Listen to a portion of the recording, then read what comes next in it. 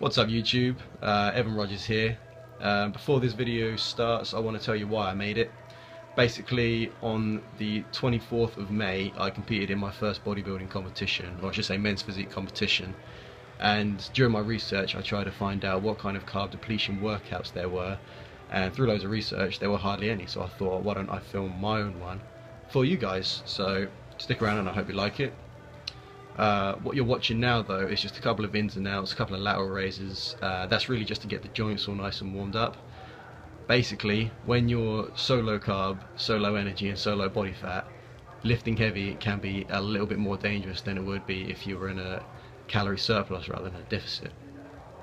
So nothing crazy, nothing strict, nothing heavy. These are like 3 kilo dumbbells, like I say, every single sort of variation of lateral movement, and then we'll jump into the first exercise. Because this is carb depletion, what I've decided to do is superset chest and back. Every single exercise is going to be a superset for chest, then I moved on to back, superset for back, and back to chest, and then to back again.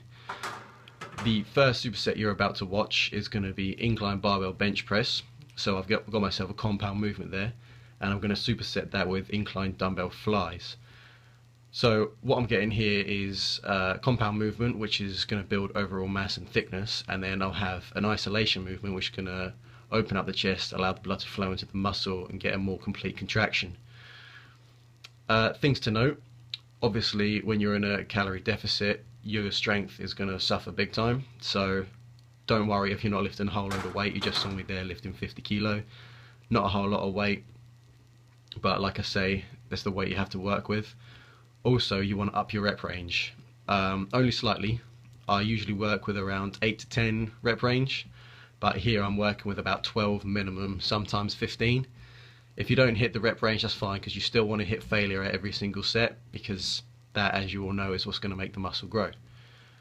Don't be afraid to try and add weight to every single set as well. At the end of the day, you still need to progressively overload the muscle. That's what's effectively going to try and build muscle, even though going on a diet, losing body fat and building muscle is impossible to do at the same time. So as you can see here, we're just going to speed up another set. Aim for about 3 to 4 sets, nothing crazy. I mean, on an incline bench press I'll usually hit around 6 to 7 sets, as it's, in my opinion, one of the best builders you can have for your chest. If you're wondering why I've chosen to do 2 incline movements rather than mix it up to upper and lower, is because my weakest body part is my chest.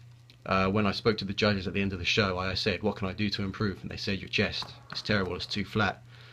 So what I did there is, having 2 incline movements, I'm allowed to overload the chest, stress it out completely, and then on the second superset I'll hit a sort of more flattened overall exercise. So now we're on to our first back superset. As you can see, I'm doing pull-ups right now. Pull-ups is to failure. If you can hit 12 to 15, that's cool. You probably want to add maybe a little bit of weight, but when you're as tired as you are, when you're in a deficit, adding weight is a bad idea. So now I'm about to hit some barbell rows. So the reason why I chose these 2 exercises is because I've given myself a vertical movement, which, as you should know, will develop the overall width of your back, of your lats, and then I'll superset it with a horizontal movement, which is going to develop the overall thickness. I chose to go double overhand purely because I want to give the illusion that I've got a very thick upper body, as I was a physique competitor. So now you're seeing the second chest exercise. Like I say, we're going to hit more overall chest rather than focus on the incline. So this time I decided to go isolation first, almost like a pre-exhaustion technique. So again, stretching out the muscle, allowing as much blood to flow into it as possible.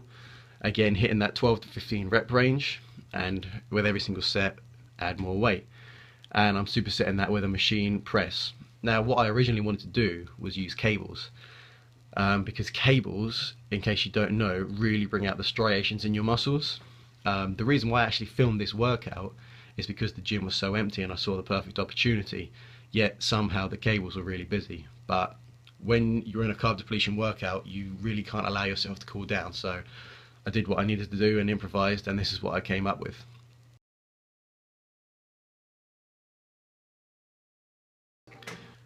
So now we're on to the last superset, which is the second back superset. Again, I'm adopting the horizontal with vertical moving exercises.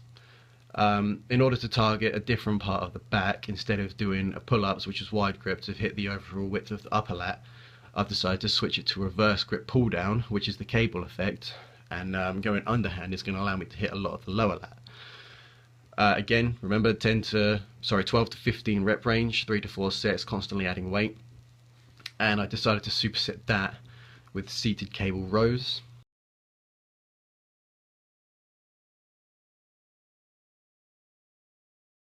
Tips for this superset is, when you're doing the lat pull downs, is remember to pull with your elbows. It's actually a very important technique to remember. I always used to think I did it, but when I was going through this phase, I wanted every single detail to be perfect. Attention to detail is so critical at this stage of your training. So when you pull down, don't bring the bar to your chest. Try and make your elbows meet behind your back, and the contraction is going to be out of this world. So, and then with the seated cable rows, you can vary them with a different grip. As you see me, I was doing the not a close grip but a standard grip, and I was pulling towards my mid back, which is going to target a lot of the lower lat, whereas if I grabbed a bar and pulled it towards my lower chest upper abs sort of area, that would target a lot more lower trap to sort of deltoid thickness as well as upper lat thickness. And now you're seeing me just hit a little bit of cardio. Again, when you're this close to competing, you don't want to do too much cardio. That's really just to help burn a couple of extra calories. I was just hitting about 100 calories per session. Should take you 10 to 15 minutes. Nothing special. No hit, just steady state, list cardio. It's going to be all you're going to need. Now, you're about to see me pose. Yep, pose. The importance of posing is almost just as important as the hard work, dieting and training in the gym.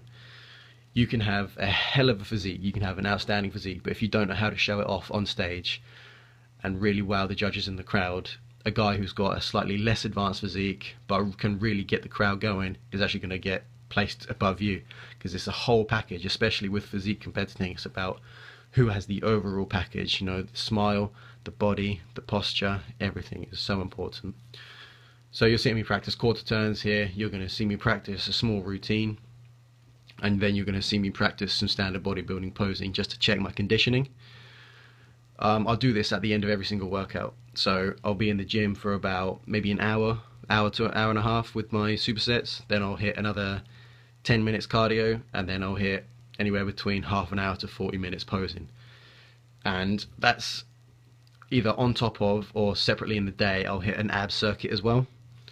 So a lot of training goes into this. It is a lot of hard work, but it's so worth it. There's nothing better than stepping on stage and hearing the crowd going wild. So in case you were wondering about my stats, I'm actually 19 years old. I'm from the UK. I naturally weigh around 79 kilos, but for my competition I weighed in at 70. And in my opinion, I dieted a little bit too hard. I cut my carbs a little bit too much, and on show day I came in very, very flat. This is also partially due to my carb loading. I didn't carb load enough. I ate about a kilo of sweet potato on the Friday and the Saturday. Drying out I did perfectly, cutting out water. I didn't drink enough prior to the show. You should be on about 6 litres. Unfortunately I didn't do that. But fortunately, after all of my prep and training, which I did on my own, both diet, training, posing, I managed to come second in my category, which was junior physique, and I've now qualified for the finals in November. So hopefully this is the start of something new, and I hope you enjoyed this carb depletion workout. Now that I'm out of carb depletion and into calorie surplus, and I'm now currently trying to add more size to my physique while maintaining as much lower body fat as possible. Anyway guys, that's going to conclude today's video. I hope you enjoyed it. If you did enjoy it, then go ahead and like, even comment. If there's something you want to see in particular, comment what it is, subscribe to the channel, and I'll make sure that I get that video for you next time. See ya! I'm not going to put that in there.